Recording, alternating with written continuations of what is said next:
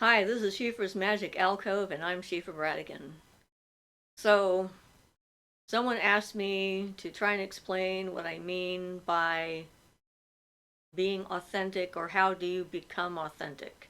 Another one of those marvelous little words. Um, so, the authentic self is sort of a catchphrase that's been around for a while now. And what I think it means is finding out who you are at your core. It's like the center of your being, your essential self, the part of you that doesn't change no matter what life you're in. It's like the center of your universe, the center of the lives that you live, and trying to find it while you're in a life. And the way I think of it, it's like, okay, so we all have different responses under certain circumstances. Different aspects of our personality will come out, different survival tactics will be used in order to keep ourselves safe and so forth. And Moira described it as like being a diamond and trying to stay at the center of the diamond and looking out through the different facets. So the facet that you're showing the world can appear different to other people, but if it's still connected to that central core of who you are, your essential self, then you're always you, no matter which facet you're using to interact with the universe or with the world or with people or so forth. And I think that that's part of what it means to be authentic. Um, like, so my my my feelings about everything doesn't change when I'm not on camera. I'm still the same person when I'm sitting here in my temple talking to you guys, or when I'm having dinner in my living room and watching a movie. It's like, it doesn't matter what my external activity is, I'm still me no matter what. So it doesn't matter what I wear, it doesn't matter whether I do or don't wear makeup, it doesn't matter what I look like, it doesn't matter um, where I am on the planet. Um, there's just this me that's always there. It's always a part of who I am in everything I do. And since my focus is not putting on errors, one of the reasons why we talk about some things, and I admit to mistakes that I make and so forth, is because I'm in process like everyone else is, and not better than anyone else. It's just in some ways slightly farther along in my process, partly because I'm older, but also because I've worked hard at it. And it does take a certain amount of work. Um, so the thing about being authentic is, okay, someone came up with a good example, one of the other witch elders that I know. And I thought her description of that was pretty accurate. It's like you can tell if someone is a real witch and really knows what they're talking about. If you're online and they're in a group with you and you ask a question, um, if they have an answer, they'll give it. But they'll just give you the answer, give you their input and so forth, and then be gone. Like I've done this any number of times on Facebook groups and so forth. If a question pops up in my timeline, and I look at it, and it's only been up for a minute and no one else has answered it, then I'm like, okay, I can say, if I know something about it, then I'll say something about it. I can have exactly the same question pop up my timeline, but if 35 or 45 people have already answered it, I see no reason to add my input, because it's like the person has got enough information to get from where they are now to another spot. Sometimes I'll actually go through the trouble of reading all the responses and see if there's anything other than what everyone has already said that I can add to the conversation. And that's one of those things that annoys me greatly in a lot of posts, where someone will ask a question and then everyone will answer the same way, and no one pays any attention to what anyone else has said. But if I'm going to be genuine and feel it's worth my time or effort to even leave a response, is it worthwhile, not just to me, but to the person, then I'm going to go through and read all the responses and decide whether or not I have anything to add. And then I don't expect anything in return. It's like not looking for attention, not looking for praise, not looking for thanks. Although being appreciated is always nice, I don't avoid being appreciated. It's just that it's not the motivation for doing it. It's a genuine caring about getting the information out so that people can make better choices or better decisions or have a chance of making a different kind of choice for their lives that might lead them to being, in a happier place or whatever. But I also know that it's not my job to do that for everyone. And that's the reason why we have this format the way we do. Like, I'm not here to argue or about my experiences or what I've learned, or to justify and validate them by having other people either agree or disagree. I mean, that's not the kind of conversation I want to have. For me, a conversation is, this is my experience, this is what happened to me, this is my process, this is what I learned about it, and then I put it out there, and then someone can take that and have their own process and their own experience, and it may relate, and if it relates, they can share that it relates, and they can feel validated and know that they're not alone, which is, there's nothing wrong with that. Or they can have a completely different experience and share that. But it's like, the idea is like, this isn't like a scientific endeavor at a university level where we're trying to do mathematical proofs to prove how the universe is put together and argue with each other about whether that math works or not. Like, life is a subjective experience, and knowing it's subjective. And so people disagreeing with me doesn't bother me in any way. People are free to disagree with everything I say, and that's perfectly fine. And in fact, I kind of would prefer to have someone genuinely disagree with me because of their own experiences than to have someone agree with me just because they think it's the right thing to do. You get what I mean by that. So one of the reasons why, when people ask me to give them information about, I don't know, their matrons and patrons, their past lives, or so forth, that I generally do not respond to that, is because it's your journey, not mine. And if you're going to become authentic and yourself, asking me what you're supposed to be doing with your life is not a good question. I mean, I consider that, well, in my experience, I have come to understand that when I did give people advice about certain things, and then if they followed it and it didn't work the way they wanted it to, then it was my fault, and they were no longer responsible for their own actions because I gave them the advice, and now it was all on me. So that's one part.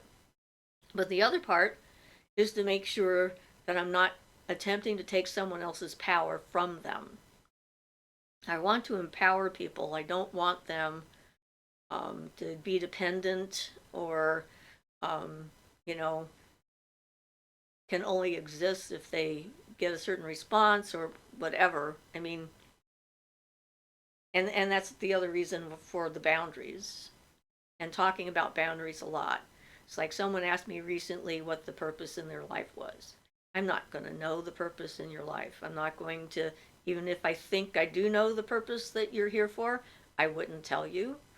Because if I did, that would take away the entire purpose for finding it in the first place. And you'd be doing my purpose, not yours. And so that is another another part of being authentic. It's like, I want people to be individuals and to make their own mistakes and make their own choices and decisions and take responsibility for their own actions. And that's how you create an authentic person, is by doing that.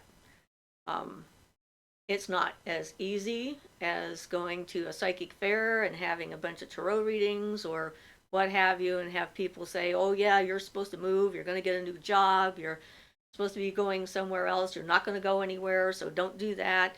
It's like, putting a bunch of ideas in your head that are now maybe conflicting with what the universe is trying to, motivate you to do or to allow you to do.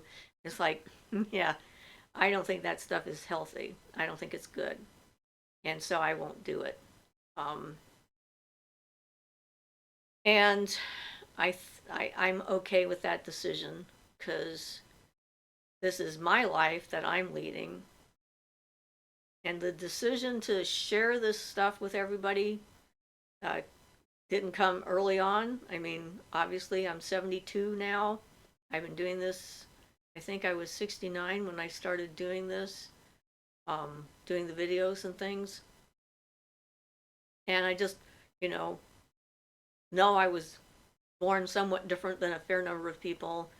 And maybe I've had some encounters that, people like me don't have anyone else to talk to, and to know that they may not actually be crazy, although maybe we all are, I don't know.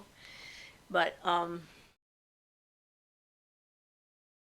the other thing, like being authentic, if you're truthful, truthfulness is part of being authentic, because when you are authentic and truthful, you don't have to try and remember what it is you think or believe or what you said you did. You certainly can have a different take on an experience that you've had in the past, because as time goes on and our perspective as we look back changes, and we maybe gain insight or more information about what we think happened or what it meant or so forth. That's not the same thing as, that's not lying. That is just growth and having a wider perspective on things. But when we do that, we should know that we're doing that. It's like, this is what happened, this is what I did, this is now what I learned from what I did, because I didn't learn that until a lot later and when it happened another 3 or 4 times, whatever. And that there's no, I don't believe in the concept of sin and punishment. I believe in wrong as far as wrong action is concerned, but I think that even wrong action can be, what's the word,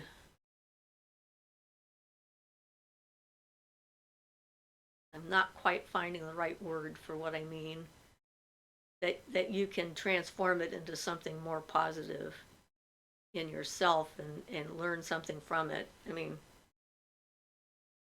whatever that happens to be. But that some people just have no one's good interest at heart. And for myself, I don't know if this is part about being authentic or not, but my personality is what it is. I'm an empath. I feel and have felt a lot what people go through. Because of that, it has colored and informed my actions. When I was with my second husband, he would start a big fight over who knows what. And then at some point in the fight, I would realize that he wanted me to fight the same way he was fighting. And I knew it felt terrible at my end. I did not like how he was making me feel.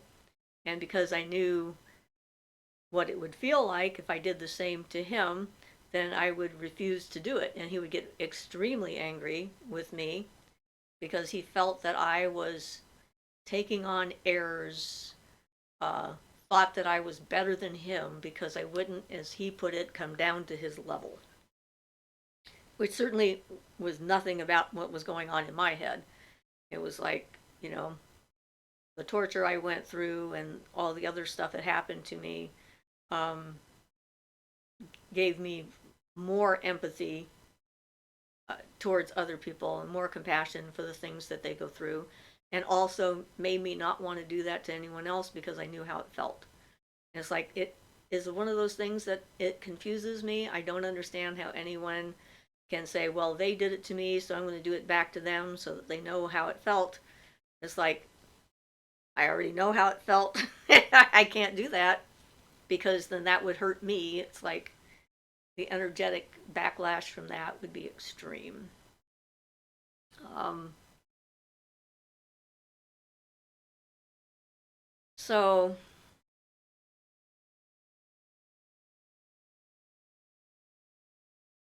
I believe in kindness and compassion, but I also believe in not being pushed around, and I'm not a pushover, and I am pretty clear what my boundaries are and what is and is not okay, and I know who I am, and so other people thinking they know how I feel doesn't impact me at all.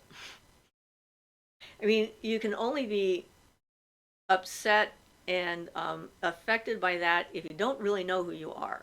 If you actually know who you are, them misunderstanding you and thinking you're someone completely different than you are really doesn't have any effect on you, which is a good place to be. I can tell you that. And I know it takes time to get there, and it's not easy. Certainly, it's taken me long enough to get to that point. But it's a worthy goal, I believe. And when you are being authentic with yourself, then if something feels wrong, you know it. And this is not you. It's like you start to do something and it just it's like all these like kind of thing, energetic stuff comes up and goes like, that's not right.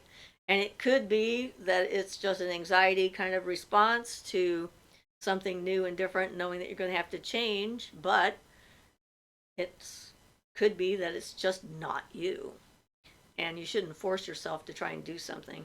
I'm really annoyed by um, television programs at the moment and how little they show boundaries, accepting other people's boundaries. Almost every show I've watched of late, if there's a circumstance where somebody wants to take somebody out to dinner or whatever, and and they want them to have a drink or something, and the person says no, I don't feel like it, and they're like, oh, you just should put that aside because this will be fun, you should come anyway, and you should do this whether you feel comfortable with it or not because you're being a stick in the mud, or in the push push push against somebody's instinct to say no. And I would really like to see things like that change in the programs that we see, where when somebody says, no matter who they are, whether they're a man or a woman, I don't care, if a character says, hey, let's go do this, and they say, I don't think that's a good idea, I don't feel like it right now, and they go like, okay, do you have anything else you'd like to do? Is there something you would rather do than this? Maybe I would like to do something else too, and I'd be okay with that. Or I can just go off by myself and do this thing I like, and you can do the thing you like, and you know, and none of this push, push, push, trying to break down people's boundaries and make them change their mind to suit you. So that's one of my pet peeves, I guess. So I have a few. But anyway, as an authentic person, that wouldn't work on me. I don't care how much somebody pushes me. If I don't want to do something, I'm not going to do it. That's all there is to that. And I'm not going to let people be in my life who would try to do that to me. They're gone. If they can't respect me and my boundaries and respect me for who I am and for what my likes and dislikes are, and think that it's their job to try and teach me. That's one of the other things is in my life, I've had so many men in my life, starting with my father and going on from there, who thought they knew better than I did about what I needed and who I was and what I ought to face. My father trying to force me to face my fear of fire by making me light a gas stove with a match after he had the gas on for a while, so it would make this big whoosh kind of thing, and scare me to death. as one example of that kind of thing. And I disagree with that completely. And I did not do that to my children. And certainly Ian in my relationship, if he doesn't feel like doing something, that's perfectly fine. If he wants to go and meditate or listen to music or paint, he needs to do what he needs to do for himself first. And I do the same. And that's one of the reasons why our relationship works, I think. Is we actually have a genuine respect for one another. And we're not there to fulfill some kind of emotional need that comes out of a past projection and needing to be reassured by the person that we're with that everything is okay and so forth. But yeah, anyway. So I guess that's about as much as I can say at the moment about being authentic. Again, I never know if this makes sense to anybody else. But hey, that's just the way it is, right? Because I'm being authentic. I don't know. And so, as always, I appreciate you guys and your asking questions, asking for more information, asking for subject matters that I may not know I actually know something about, because unless the subject comes up, I don't think about it. So I'll leave you with that, and hope everybody has a marvelous time, whatever you're doing, and breathe deep and smell the air and be in the moment, which is the best moment you're going to have, each moment. So this is Siofra's Magic Alcove, and I'm Siofra Bradigan. Blessed be.